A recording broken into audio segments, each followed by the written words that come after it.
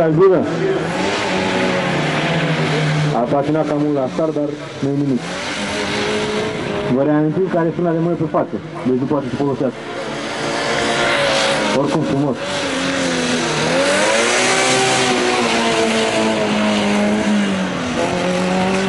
Și vă reamintim că mașina este de vânzare.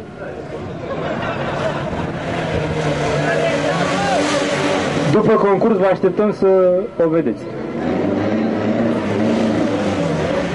Rugăm numărul 29 să nu se mai agite pe acolo, că poate sar tobele și la alții.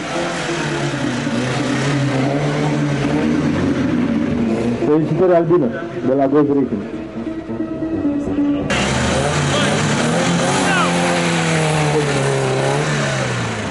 Iată-l ca pornit.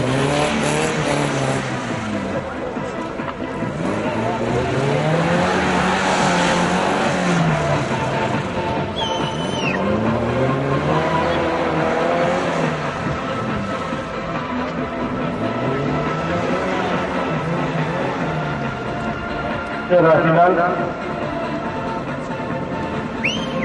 destul de bună, spun că nu are frână de mână pe spate, nu o poate folosi.